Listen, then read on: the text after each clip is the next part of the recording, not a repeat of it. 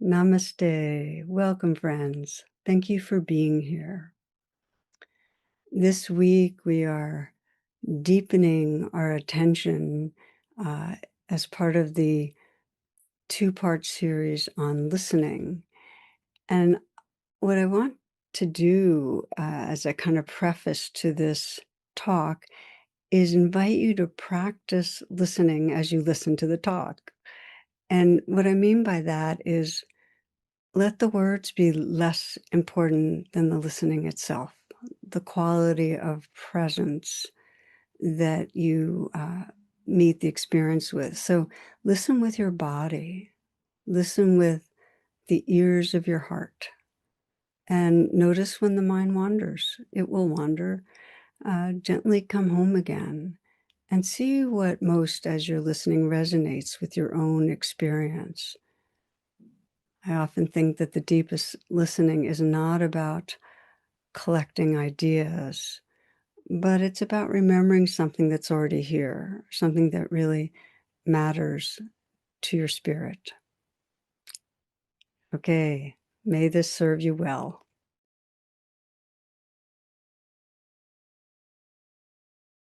This is the second part of a two-part series on listening and really how to deepen our practice and paying attention, to listen with what Saint Benedict calls the ears of the heart. And really it's how to create that intimacy, listening to our inner life, listening to each other, to our living earth.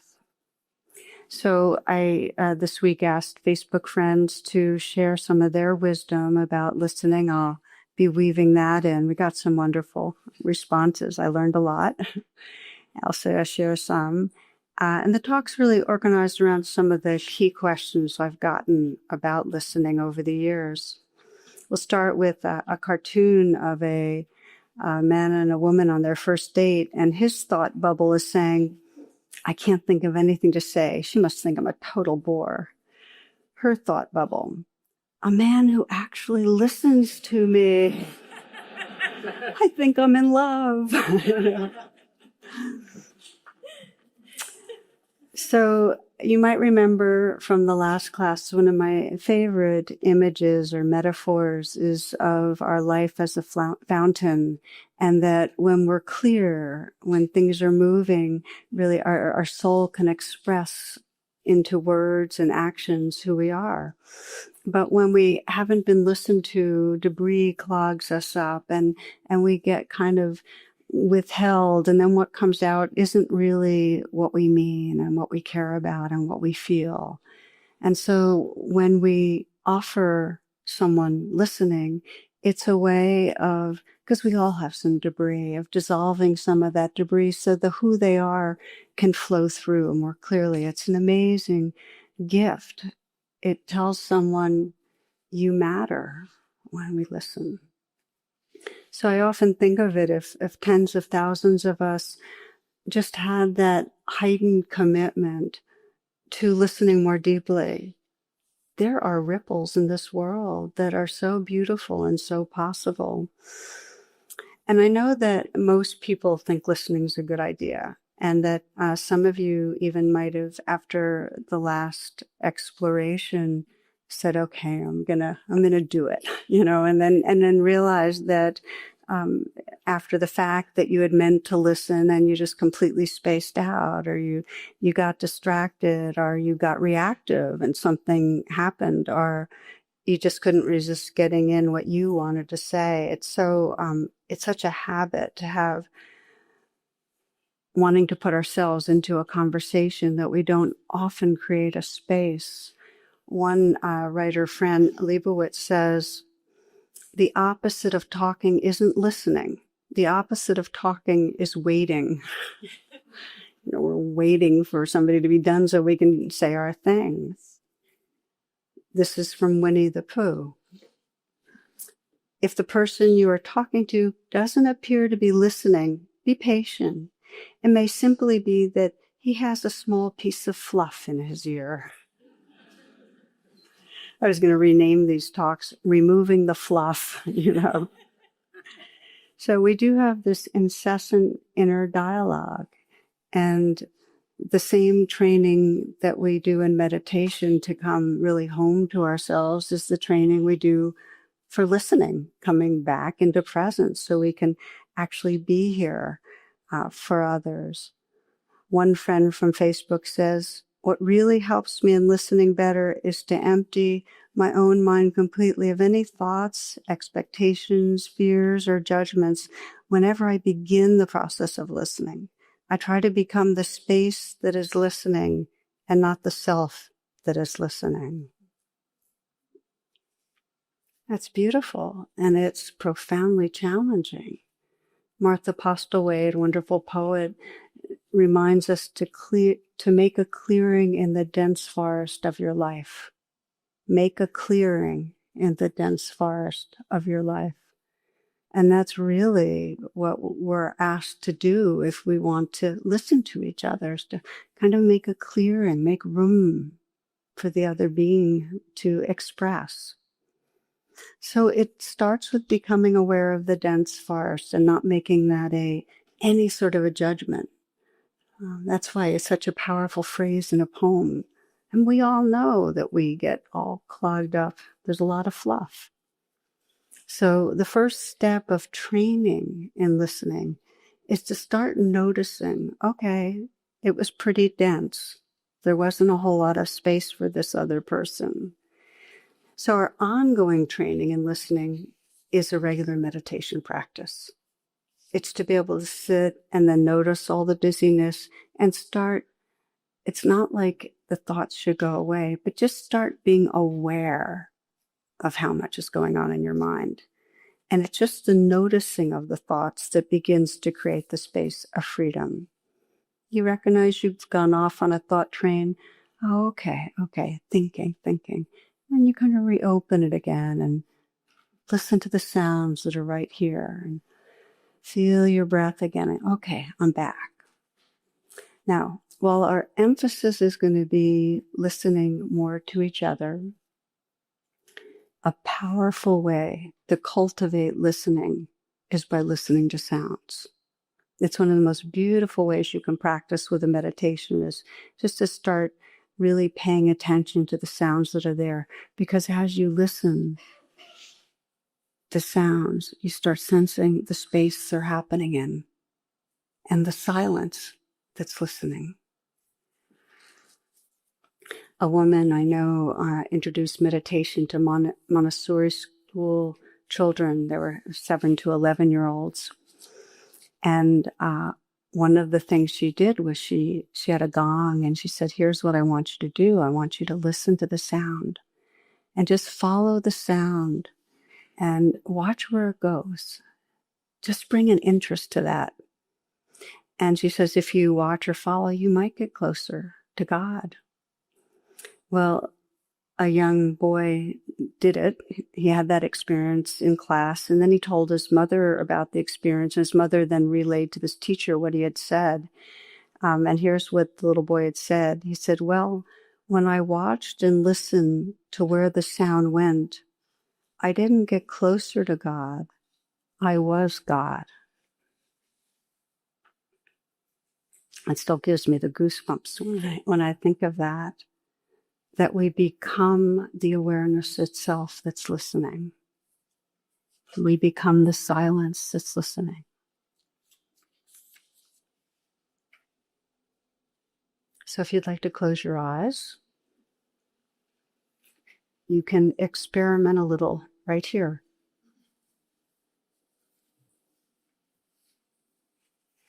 So listen, and with interest, just watch where the sound goes.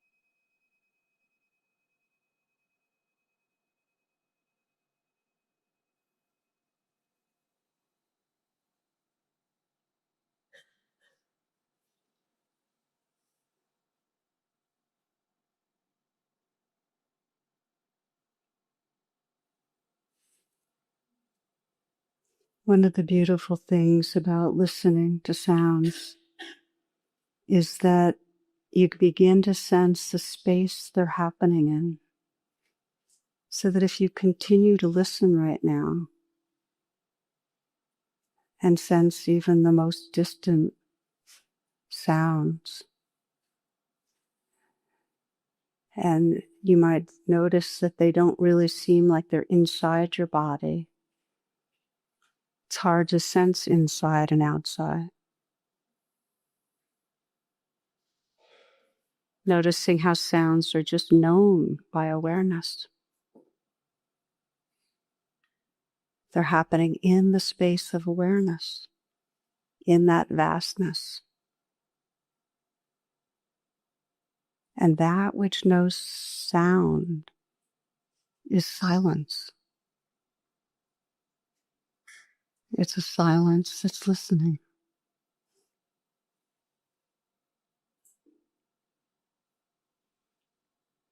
So when we're really listening to each other, there's a deep quietness that's possible that makes a space. But often, as you know, the dense forest is there. So at first we have to just notice that that's happening and just have the intention of quieting. Even more than just what we call the dense forest, as we're listening to others, all the old habits of personality jump forward. We quickly get stirred up. So it's harder to rest in that really open, receptive being. And that's okay. In other words, the idea is not to judge ourselves for that, but just to get interested. What would it be like if we were more intentional about getting quiet and being the space, the silence, the presence for another person? Now, if you'd like to open your eyes, you can. And the first question I'll bring up that I get very regularly is, I mean to listen, but I forget. How do I even remember to listen? That's about it. That's the most basic one. And that's where I think it's really useful to assume that on your path, on your spiritual path, or whatever you consider your path, that listening is a very central core commitment to both be able to listen inwardly and to others, because it's the essence of intimacy. You cannot be intimate with yourself and another person if there's not some capacity to listen. So that's the first thing, is just to choose it as an intention. This is part of what I'm practicing. In Asia, they call it my sadhana, my spiritual practice. To choose the head, to practice it like a practice where you actually choose somebody you're going to practice listening with. If you say, I'm going to listen, I'm going to be the silence that's listening to everybody, it's not going to happen. And it just won't. You'll be all scattered and it won't happen. And you'll feel like you failed. Choose somebody. You might have someone in mind right now. That's a person that's a regular part of your life that you're just going to lean in a little more with that intention. Choose ahead an anchor, something that can help bring you back to presence when you inevitably wander. Could be your hands, feeling the energy in your hands, or feeling your whole body. For some people, it's their breath. For some people, one of the anchors or ways is to look at the other person's eyes. And I've shared many times that I look at the color of a person's eyes. It's not easy to do when you're on the phone, so I don't do it then. But you know, when you're with a person, actually look at the color of their eyes, because then you're starting to look into the windows of the soul, and something will wake you up. So pick an anchor ahead of time, and pick some self-coaching phrases that you can kind of talk yourself into presence a little if you're wandering. Like sometimes I'll say something like, okay, I'm here now and I'm listening and my friend is speaking and I have all the time in the world, because we always have the sense we don't have time. There is time right now. And I'm hearing who this person is behind the words. So there's a real kind of intention in your coaching. So do some, set your self-coaching phrases in advance. And then right before a conversation, set your intention. May I be here? May I be here? And notice when you leave. When you leave, pay some kind attention to what's going on inside and then reopen, coming back. And last but not least, hold it with interest, with humor, and with forgiveness, because inevitably you will forget and you'll interrupt and you'll be rehearsing what you're going to say, or you'll get reactive. And then if that makes you feel like you're failing, then it won't be a fun kind of a sadhana. It'll just be another thing you're not doing well at. So really make it a kind of interesting adventure, because I promise you, if, let's say, after this reflection that we're doing together, you have several degrees more of intention to listen, your life will become more interesting. It gets more interesting, really. So another question that comes at me, I want to listen, but the other person isn't open with me. Okay? You know how there's that kind of imbalance, like you want to be listening, but the other person's just kind of talking about, real superficial. And it kind of reminds me of that Sylvia cartoon. Some of you might have heard this.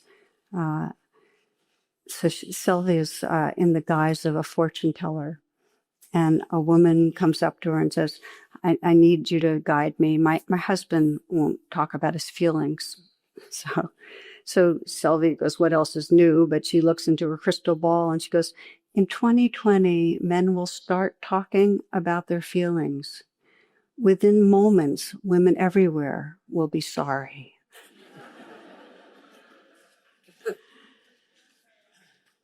So a challenge in listening is that others not speaking in the way we want them to, for us to listen to. We're not getting a good listening experience. They're not being open. They're not being honest. They're not being deep, So there's this subtle level of judging that comes in. And so our intention can be very benign. We're looking for deeper contact, but there's still an agenda.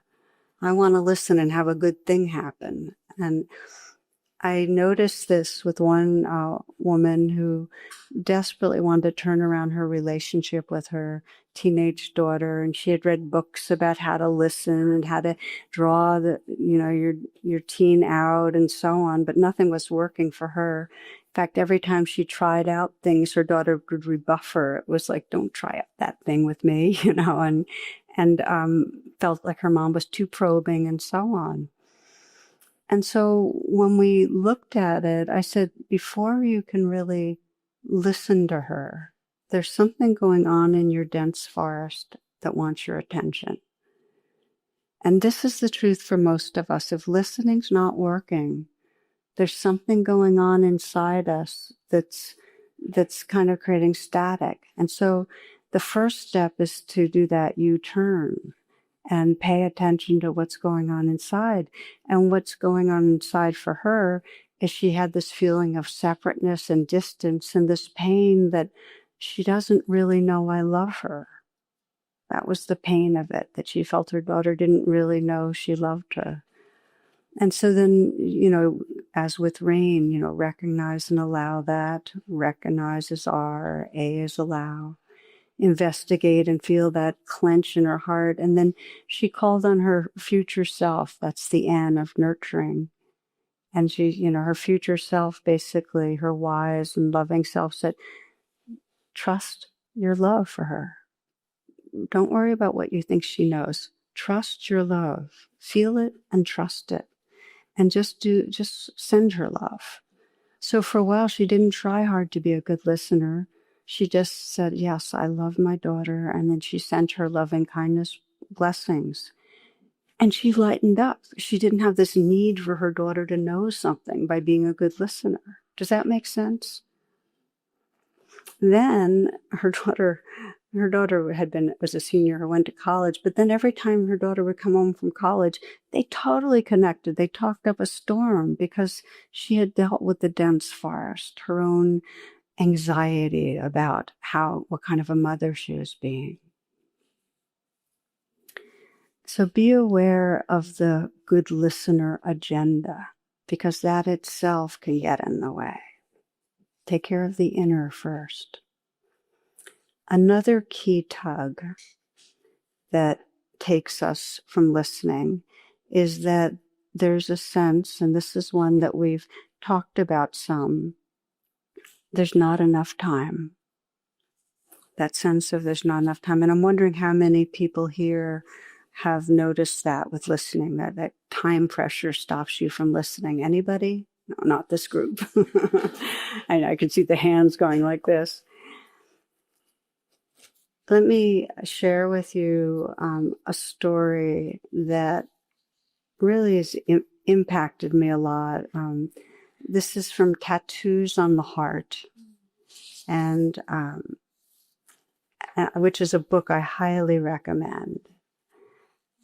And so this is a Jesuit priest working with Latino gang members. His name's Greg Boyle, Father Greg Boyle, in the most violent part of Los Angeles. And he's in his office in this story. It's between morning mass. He just ended that, and he's about to do a baptism. He's running late. He has about 7 minutes till he has to do the baptism. And a woman walks into his room. Her name's Carmen. She's a heroin addict, gang member, occasional prostitute, often seen defiantly storming down the streets, usually shouting at someone. So she just sits down in his office and jumps right into talking. I'm going to read you from what he writes. I need help. She launches right in brash and something of a no-shit sister. Oh, she says, I've been to like 50 rehabs, unknown all over, nationwide. She smiles, her eyes wander around my office, and she studies all the photographs hanging there. She multitasks, and her inspection of the place doesn't derail her stream of consciousness rambling. The family will arrive for the baptism in 5 minutes. I went to Catholic school all my life.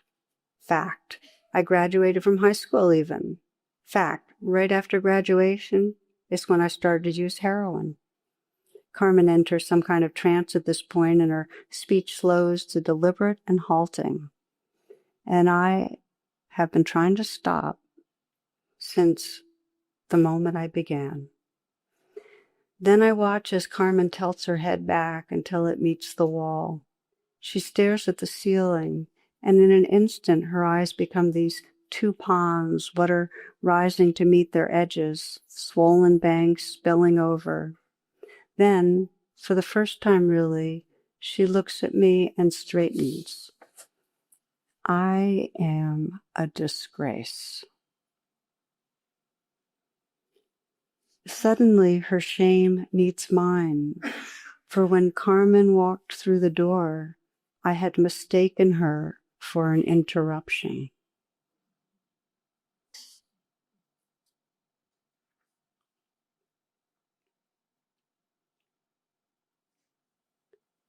This sense that real kindness is only possible when we are willing to stray from our course of purposeful trying to get the next thing done. And I share this because we're so often in the trance of on my way somewhere else. And if that's the reality we're living in, then we really can't hear someone. They're in the way, and there isn't enough time. And as one person wrote, life is what's happening. When we're on our way somewhere else, we miss out. So it's very difficult to sustain attention, and the more we're stressed, the less we're here, the less we're present. One friend wrote this: multitasking is possible, multi-focus is not. We just can't be there. So how many of us have ever been on a phone call and at the same time done email? Don't raise your hands. We don't have to confess at that level. But we know, right? And it's only the pull to multi is only getting stronger I mean, we're online and fragmented so often. We always have these things coming in. It's very hard to have that listening to the gong and that space of presence and becoming the silence that's listening. Not easy in this culture. I can say for myself that, one time I'm remembering in a very simple way, working and having a scheduled call. And I put down my work and got on the call and sensing how much I wanted to be back doing the work I was doing and feeling this anxiety in my body.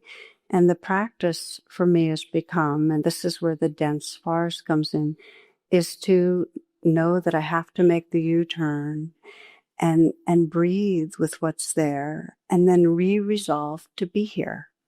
Like re-choose. I'm here. This matters. There's time. So not to do email, not to try to multi. I do water plants while I'm on the phone. And I announce it so nobody will think I'm peeing or something. Okay, so the idea here is reconnect with intention. Just keep reconnecting with your intention. Remind yourself of why listening matters.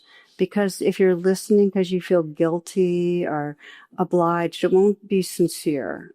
I love the story of one minister talks about giving a sermon on a Sunday, and he says, I heard two teenage girls in the back whispering and giggling and disturbed me, so I interrupted the sermon. I announced sternly, there are two of you back there that haven't heard a word that I've been saying, and that quieted them down. Then he says when the service was over and he was greeting people at the front door, there were at least 6 adults that apologized for not listening. He promised it would never happen again. Guilt. So the reality is that we have to remember how come it matters to us. We have to remember what a difference it makes when we actually listen to someone. We listen and it benefits us because there's the integrity of presence. We really come home to ourselves. We make a clearing in the dense forest, which is beautiful. And it's a blessing to another. Rachel Naomi Remen, who's one of my favorite teachers, writers, she's a wise woman mensch. In her book, Kitchen Table Wisdom, this is another high recommend book. She described the head of the Department of Family Medicine in some teaching college and what type of a person he was. And the particular story that I loved was of one patient that would come to see him once a week. And she was a homeless woman. And she'd make the steep climb up to his clinic. She actually was, it was once a month that he'd see her. And she when she got there, her speech was kind of rambling and erratic and so on, eccentric. But he wasn't troubled by that. And with his usual grave courtesy, he welcomed her to his consulting room and listened to the details of her difficult life and tried to ease whatever he could of her burden. Well, after he had been seeing her for some while, he became aware that she sometimes came to the hospital when he wasn't there. Others would report it. The clinic nurses were puzzled. At first, she seemed, in some mysterious way, she'd know it wasn't her day to see the doctor. And what she'd do is she just would stand by his consulting room, stand on the threshold, and slowly and deliberately she'd place a foot inside and then pull it back. And then a foot inside and pull it back. And after a while, she'd be satisfied and she'd go away.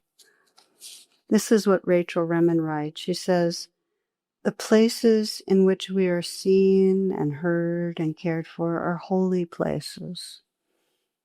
They remind us of our intrinsic goodness and worth. They give us the strength to go on. They may even eventually help us transform our pain into wisdom. So the places that we are heard are holy places. And it really is the atmosphere of holiness that you can feel. It's suffused with presence. There is healing possible. So we remember, if we want to really show up and listen, we remember how come it matters. And that regardless of how much another person listens, when we're present, it creates a bridge. It creates a connection. This is from Nick Penna. He says, you can listen anywhere. Your mind might not want to go. If you can listen, you can find answers to questions you didn't know. If you have listened, truly listened, you don't find yourself alone. Nick Penna is in 5th grade. Pretty good. If you have listened, truly listened, you don't find yourself alone. Okay, big question. How do I deal with listening when there's conflict? How is it when we're like really disagreeing, can we listen to each other? We know it doesn't happen out in the bigger world. We know that what we're experiencing right now is the not listening going on. How do we do it? How do we change that? If someone's being critical, if they have differing political views, or someone's telling you something that brings up your judgment or dislike. So what happens? And what we know is that when we get into conflict and stress happens, the aperture kind of narrows and we're really not able to take in much. I saw one in the New Yorker, one cartoon, a couple's arguing, and he's saying, yeah, well, the Dalai Lama never had to deal with your whining. So one of the questions people ask me often is, how do I be open and listen, but also take care of myself? And that's kind of what I want to be exploring. How do we not be defensive if another person's being manipulative or self-serving or attacking us? So the first thing is that in this training to listen, if there's a place where you feel someone's being disrespectful or causing you harm, that's not a place to practice, maybe. If there's harm, then you need to protect yourself, and it may not be a place to be open or even be engaging. So this is something that takes some wise discernment to sense, is it healthy to be in conversation? But if you feel able, if you feel resilient, if you feel that you want to stretch yourself, let's explore how then you can create a clearing. And one of the tricks is to, ahead of time, especially if this is a repeating situation with somebody, create a clearing ahead of time. In other words, ahead of time, anticipate what gets triggered, make the U-turn. When I say U-turn, what I mean by that is, if you know you're going to talk to somebody and they're going to say something that makes you feel like you're doing a bad job and you're not good enough and something's wrong with you, because that's a real common one. Before you talk to them, make the U-turn, meaning turn your attention from them doing that to what it brings up in you, and feel it and breathe with it and bring kindness to it and do some self-healing with it. In other words, bring your own wisdom and kindness to reassure and comfort and calm yourself. So you create a little bit of that clearing of presence ahead of time by taking care of your own unmet needs. That is a key piece to being able to enter into a conversation that's triggering and have a little more space.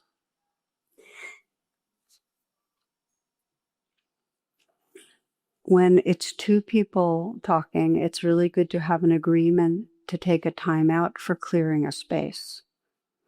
There's some really wonderful research done by John Gottman. He works a lot with couples, and he did an experiment where he had couples talking about subjects that would bring up a lot of stress and conflict. And he had them wired up in some way to measure different activity in their brain, except the wiring was fake. And at one point he said, oh, things aren't working, I have to fix the equipment. Right. And he'd do that right when they reached a peak of having, really being at odds with each other. So they had to take a time out. So they went to separate rooms for 15 minutes. And then he got them back together. Okay, fix the equipment, resume. But it turned out that they were much more resilient, much more space, much more able to work out whatever was going on.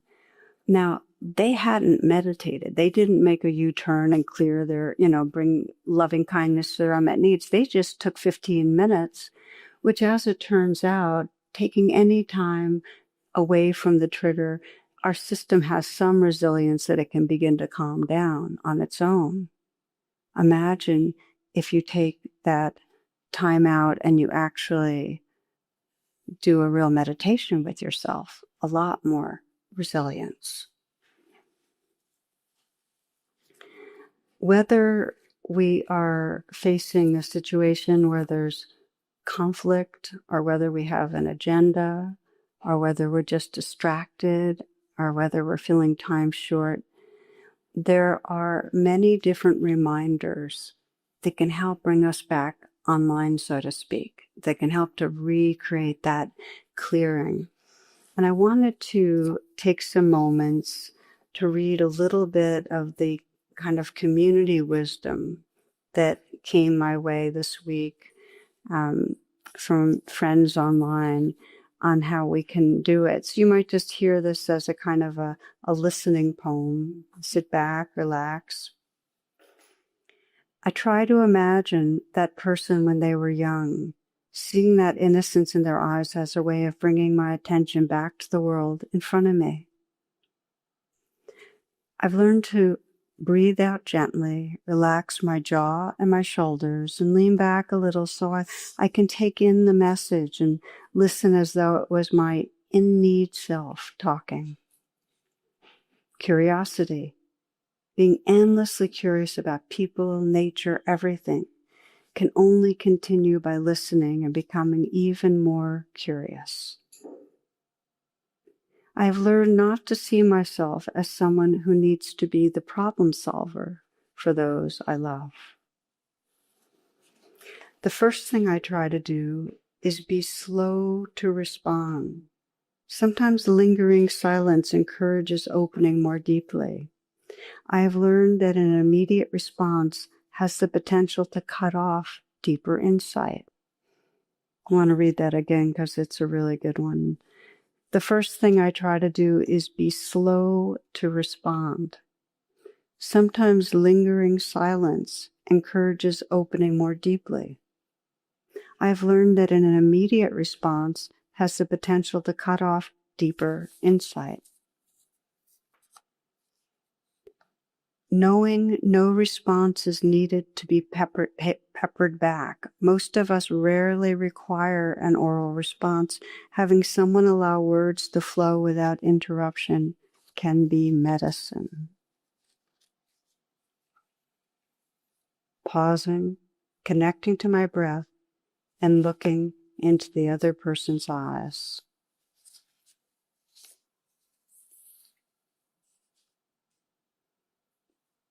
Another question that comes. What if the other's not creating a clearing or listening? How do you manage the judgment or frustration of not being heard back, wishing the other was a better listener? And I suspect some of you have been wondering about this, that you're going to take on this project of really trying to listen, and you might have a partner or a friend or whatever that just doesn't meet you in that. And you're the one that's always creating the clearing in the deep forest, and they're not. And so the first thing to say is that in many, many instances, it is uneven. We don't all have the same capacity to listen. The capacity to listen is kind of like the capacity to tolerate and feel feelings. Not everybody can. Some people were really wounded so intensely early on that it's actually dangerous to feel feelings, and it's dangerous to listen inwardly, and therefore it's cut off.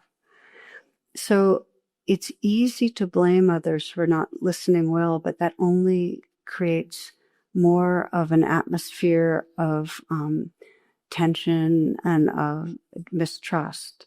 In other words, if somebody feels like you're blaming them for something, that's the last thing that's going to happen is that they're going to listen better.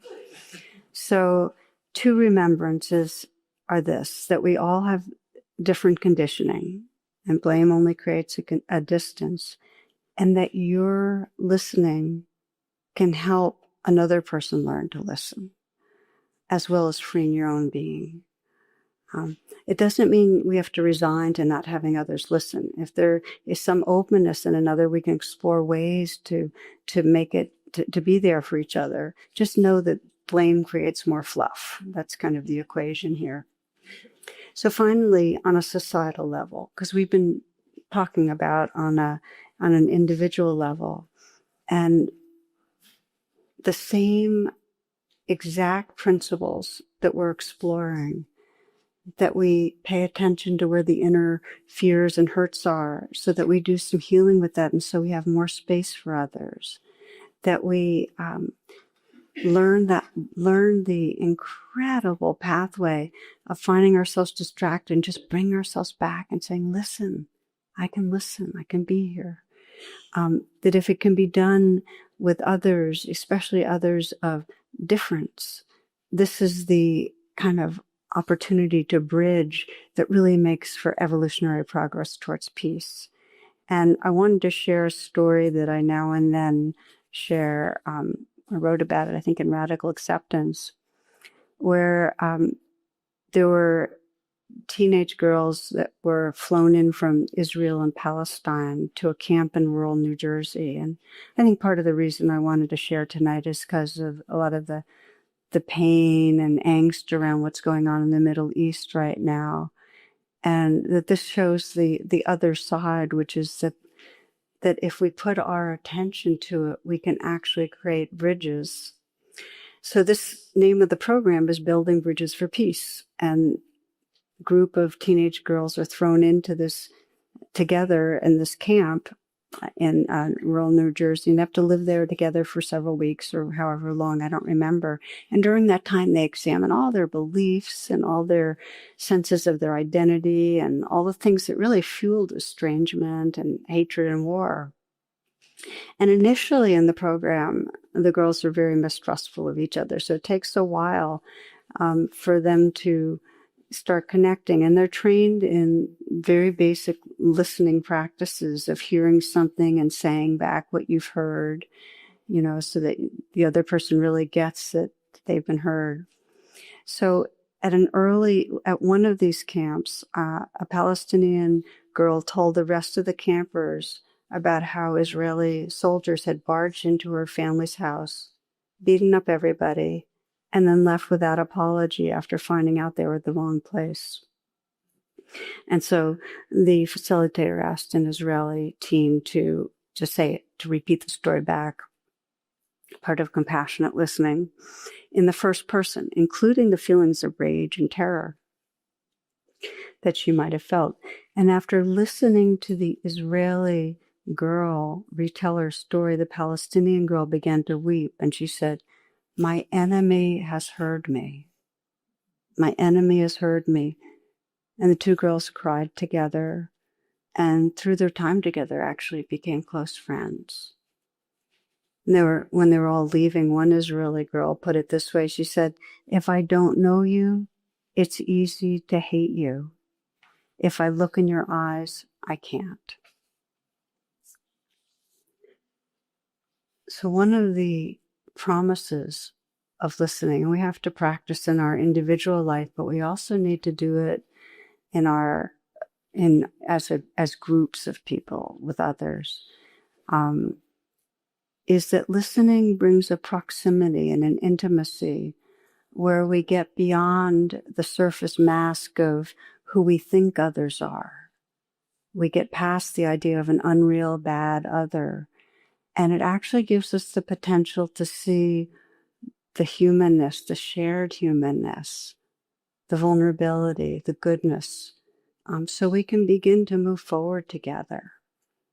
So this is the domain of reconciliation, and it's occurring around the globe, and we need more of it.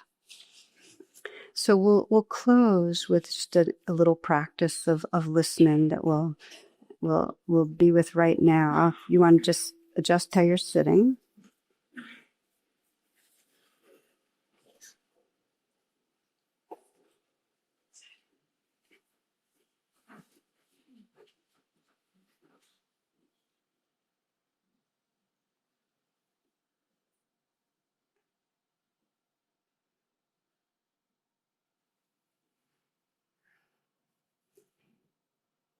In the stillness, take some moments to notice wherever there's particular tightness or tension, and see if there's a natural letting go that's possible.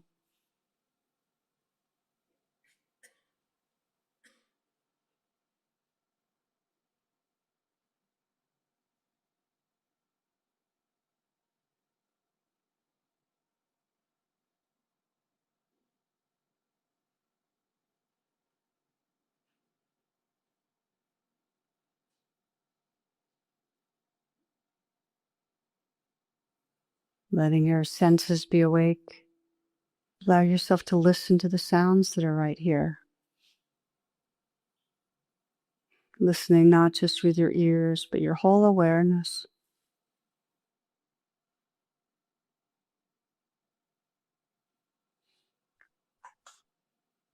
And taking in everything evenly, letting it wash through.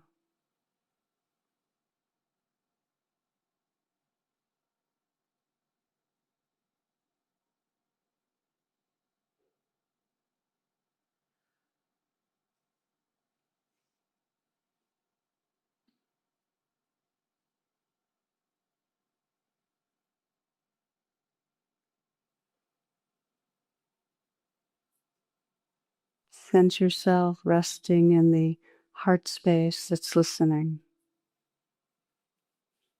An openness, a wakefulness, and a tenderness that's just listening. The sounds around you.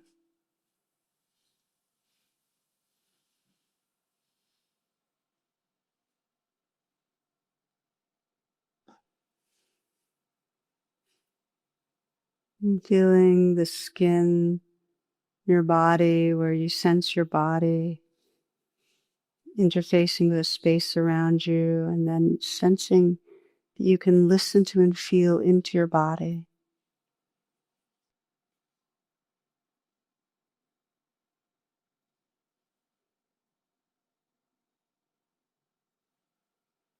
You might imagine and sense that your awake heart is listening to your smaller heart, to your smaller self. And sense what might want to be known and heard right now. You might listen to and feel the area of your heart.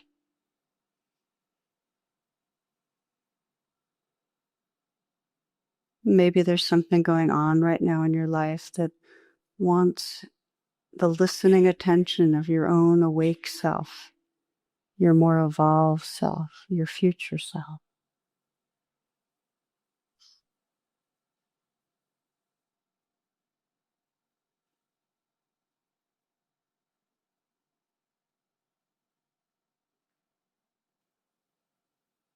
Resting in that listening heart space and listen inward and sense what might want attention right now.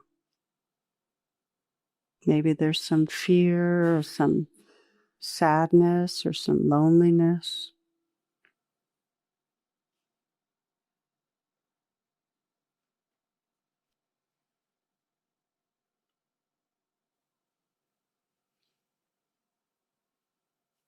The invitation of this listening heart space is to welcome and include whatever's here.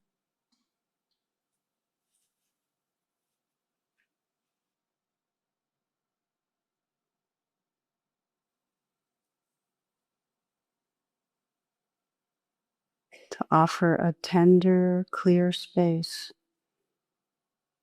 to receive the life inside you.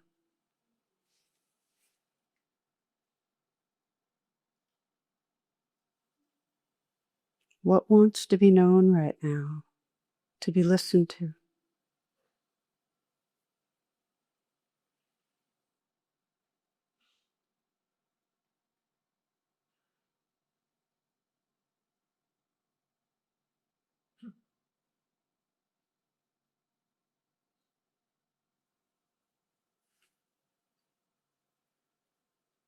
Whatever you notice, whatever emotion or mood or whatever's been there that maybe hasn't been in conscious awareness, let it be received in a very pure, open-hearted, listening presence.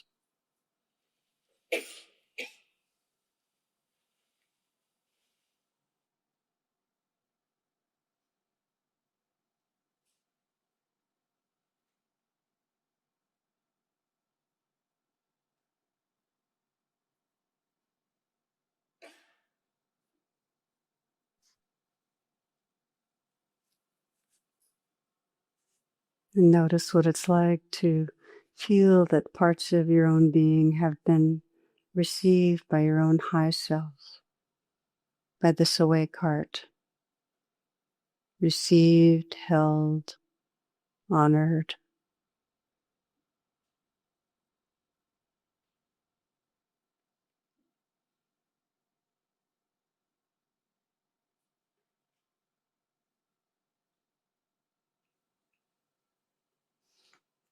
Widening the space of awareness to sense the beings in your life. You might sense someone in your life that you'd like to deepen your commitment to listening to.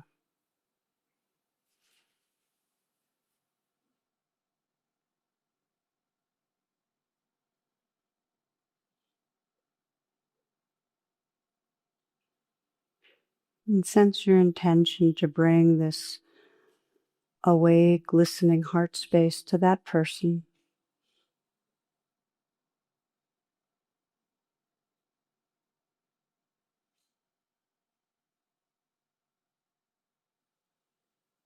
To know there'll be natural reactivities and distractions. And that part of the training is to just notice them and come back again. Keep re-arriving. Very forgiving. Re-arriving and bringing an interest and care, holding a space for another.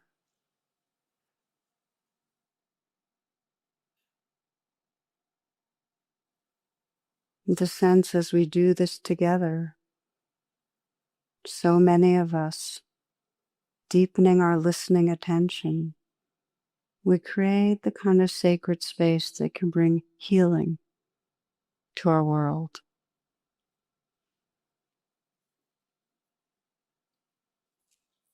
We close with a poem by John Fox.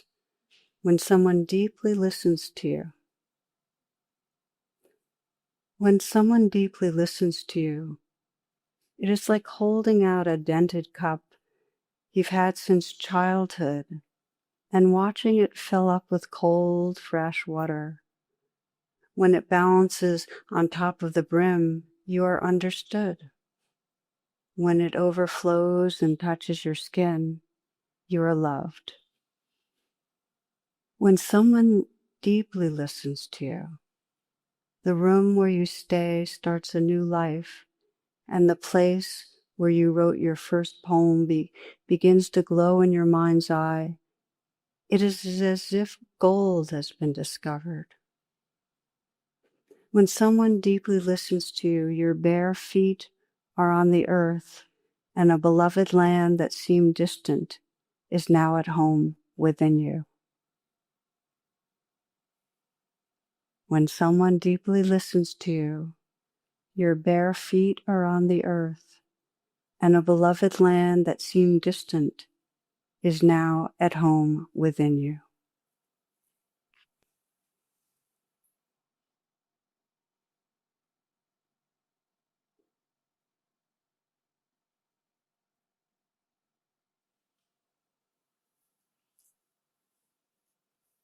Namaste, and thank you for your listening presence.